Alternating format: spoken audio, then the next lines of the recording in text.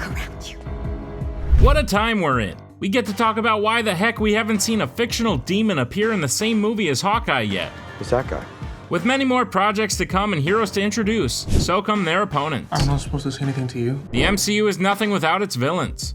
Sure, the heroes take the spotlight, but the MCU villains often come right from the pages of the comics. Upcoming projects are certainly hinting towards the arrival of some fan favorites, but we are definitely waiting for quite a few villains to appear. From cosmic entities to older men who retired and chose hunting instead of golf as their next hobby, the villain population of the MCU is going to get a whole lot bigger. Let's take a look at some of the villains we are still waiting to appear in the MCU right now. What the hell was that? Perhaps the largest glaring hole in the MCU in terms of villains goes will definitely be here soon, given that a certain studio purchase means he can play with his friends again. Dr. Doom is commonly thought of as one of the smartest and most imposing villains in all of Marvel Comics. You dare trespass on Latverian soil? The ruler of his own country, Latveria, Dr. Doom's intelligence rivals that of Reed Richards, the leader of his greatest enemies, the Fantastic Four. What I'm talking about. With the Fantastic Four movie set to release as the first film in Phase 6, it's unknown if he will be used, or if they will save a possible Avengers-level threat for later, and have Marvel's first family battle Mole Man or something. However, with the announcement of Avengers Secret Wars, of which Victor Von Doom plays a paramount role in the comics, the pattern points to the Latverian leader's arrival into the MCU sooner rather than later. What's the old expression? Third time's the charm? Despite all of the fan theories, this next guy has not yet appeared in the MCU either. As WandaVision was premiering, everyone and their mother's mother would have bet all their allowance that Mephisto would be revealed to be the large villain controlling everything. I can't fix it. However, that would prove to be false, as we learned it was Agatha all along. Marvel's version of the literal devil obviously poses a serious threat to any hero, villain, or anti-hero. The ruler of the underworld and an all-powerful demon, Mephisto has taken part in several popular comic storylines, including Thanos' original search for the Infinity Stones. Mephisto is tricky and responsible for cursing some characters, including the Ghost Rider. His power of the deal has royally screwed over the lives of millions of people throughout time. And with the dark reaches of the universe the MCU is reaching, such as references to the demon Chthon and the eventual introduction of vampires, who's to say Mephisto isn't right around the corner? I mean, I'm not gonna make any theories again because I've already been burned once. Wouldn't you know it, one of Marvel's lowest level villains who everyone was confused as to why he has yet to make an appearance will apparently be showing up in Ant-Man and the Wasp: Quantumania. Mental organism designed only for killing, otherwise known as MODOK, is a large-headed mutated humanoid. No one took the cans who has out? built himself a suit capable of rivaling some of Earth's mightiest heroes. What'd I miss? George Tarleton worked for AIM as an engineer and became overly mutated into a human computer. MODOK is a very intelligent and a long-time recurring villain for the Avengers, and while he is sometimes played off as a joke, he also has the ability of undeniable destruction. He will be facing off against Scott Lang and Hope Van Dyne very soon, and I've gotta say it's about time. The Master of Magnetism has been featured in several live-action and animated properties. As I have always dreamed. Magneto existed for quite a while as part of the Fox X-Men universe, even being portrayed by multiple actors. However, we have all been waiting for mutants and the X-Men to be introduced in the MCU, and the hints keep getting bigger and bigger. With the short-lived portrayal of Professor X and Doctor Strange in the Multiverse of Madness by Patrick Stewart, Disney has showed us that they are definitely not afraid to start tapping in the X-Men. With them has to come some of their most powerful villains. Now, Patrick Stewart portrayed Professor X in another universe, which means the main 616 timeline could see a whole new roster of X-Men arrive. And with the X-Men comes Magneto. Magneto is one of the most underratedly powerful villains to exist, and could serve as a prominent character, perhaps with the cloud of Loki in future MCU projects to come. Some of the best villains are alter egos of the best heroes. It's true. It makes fighting them extremely difficult for Marvel's most honorable. Take the Hulk, for example.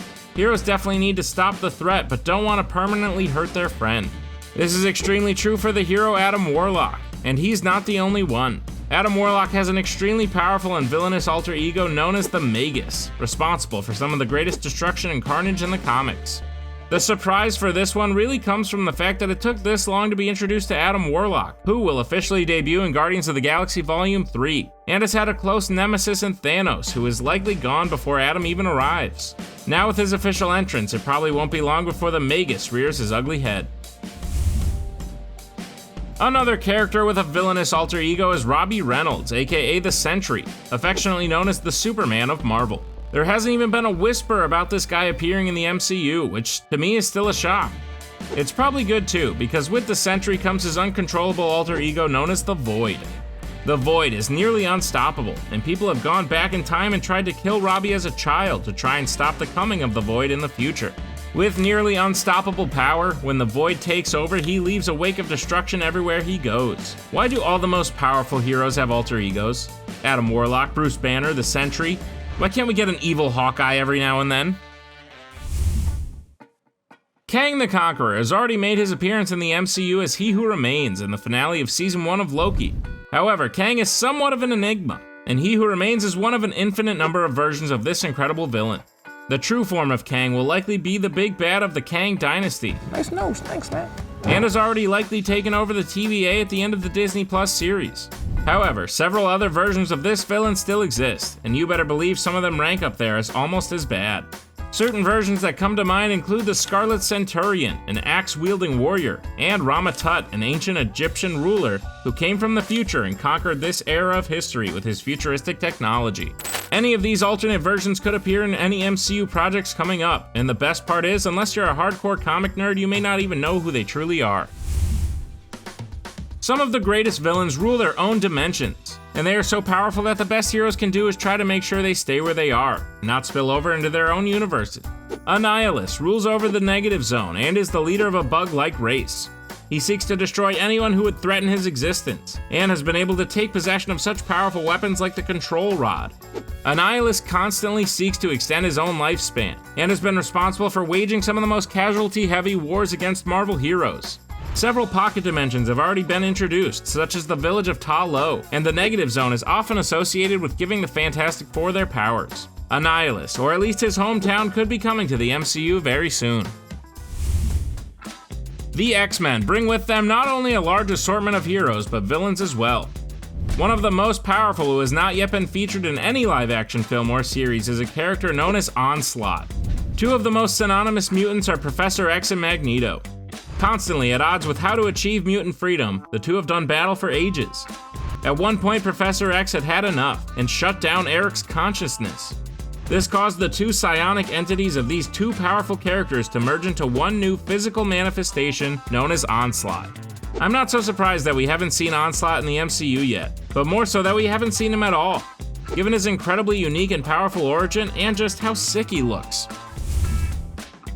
Another villain who we have seen attempted unsuccessfully multiple times in live action is the Dark Phoenix. Jean Grey is a leading member of the X-Men who famously in the comics gets overtaken by a cosmic entity known as the Phoenix Force, and transforms into one of the most powerful villains in the universe, the Dark Phoenix. This storyline has been attempted twice in X-Men The Last Stand and X-Men Dark Phoenix, and has pretty much fully failed both times. As already discussed, I believe it's only a matter of time before the X-Men enter the MCU, making way for Disney to finally try and get the story of the Dark Phoenix right. Not only does this introduce a powerful villain, but also a cosmic power that could inhabit any character. The Scarlet Witch may have destroyed the Darkhold in every universe, and the Tower of Wundagore, thus eliminating the dark magic written by the demon Chthon in all its forms. However, I'm skeptical. I think the Scarlet Witch may still be alive, and I don't think we've seen the last of this kind of chaos magic. Chthon was the first demon, and while he may have been name-dropped, he's never actually appeared in the MCU. Chthon may have predicted the coming of the Scarlet Witch, who is one of the most powerful MCU villains to date, but he could be a whole other beast. Good thing Doctor Strange has 3 eyes now, I guess? Shang-Chi and the Legend of the Ten Rings introduced us to the world of dragons. Heck, this next villain appeared on a billboard way back in the first Iron Man. Fang Foom is a member of the McLuhan race, an alien species who greatly resemble dragons. Most associated with the Mandarin, Fang Foom is one of the most evil McLuhans and is associated with the creation of the Ten Rings.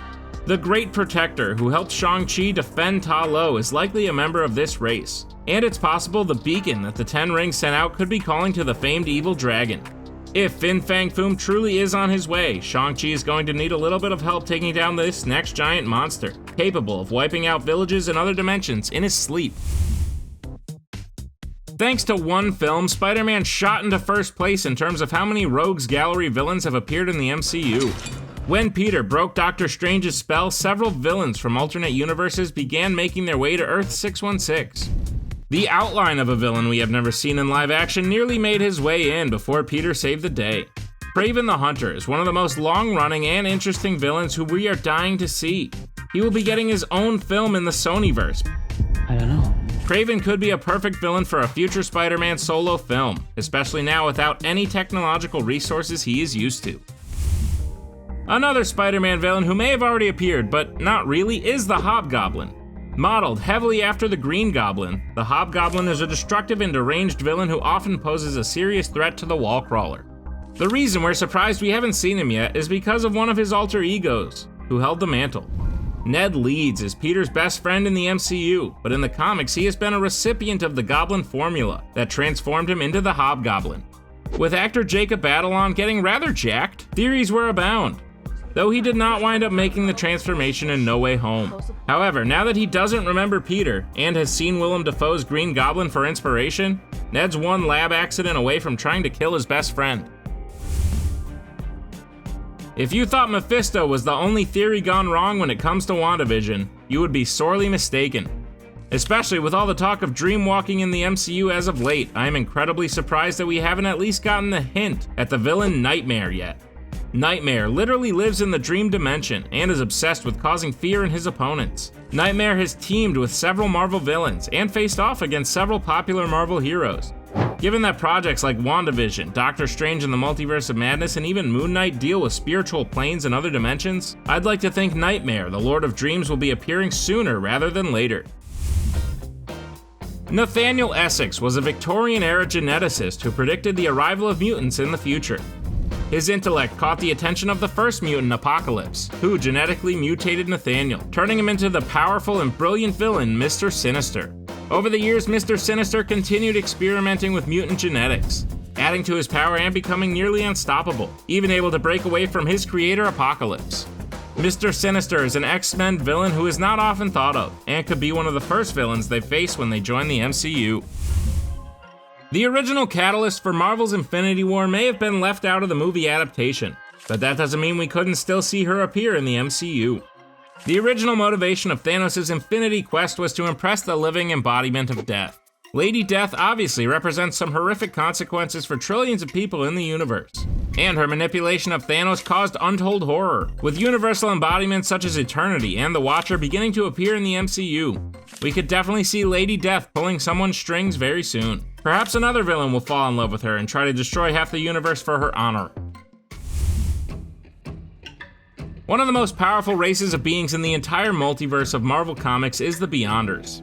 The first of these beings introduced as a villain in the very first Secret Wars was simply known as the Beyonder. These beings have the ability to completely warp reality at will. They are essentially gods capable of using heroes as playthings. The original Beyonder brought all of Marvel's heroes and all of Marvel's villains to one world called Battle World for the war to commence. He can create matter, make characters do anything, build and destroy planets, and quite literally bring an end to just about everything. And with Avengers Secret Wars announced, I am surprised we have not gotten some hints to this unbelievably powerful villain. One example of the Beyonder's power is another villain who has yet to appear, known as Molecule Man. In the Earth 616 timeline, a man by the name of Owen Reese was chosen by the Beyonders to be the Molecule Man of that universe. The Molecule Man possessed a small fraction of the Beyonders' power, which is still unbelievably outpacing just about any other known power, and was made to be a sort of bomb as a failsafe to destroy the universe, meaning that the Beyonders created a Molecule Man in every single one. Overall, the Molecule Man has taken part in fights against the Fantastic Four and popular comic stories such as Secret Wars. If we can't get the Beyonders right away, Molecule Man would be a nice little hint. One of the most powerful beings ever to oppose all of Marvel's heroes and some of its villains is the cosmic being known as Galactus. Having appeared in cloud form in Fantastic Four: Rise of the Silver Surfer, Galactus has yet to appear in any sort of way that could be considered comic accurate. He is better known as the Devourer of Worlds, and can only be stopped when literally every character in the universe joins forces to ruin his plan of feasting on their homeworld. I'm not sure we will be seeing him very soon, given the amount of Avengers-level threats that seem to be adding up in the coming phases, which just builds up the anticipation for the long-awaited arrival of this fan-favorite villain. What good is a hero without a villain to fight against? The MCU has seen several come and go, but there's still a seemingly infinite number to choose from. Which Marvel villain are you most surprised that we haven't seen in the MCU yet?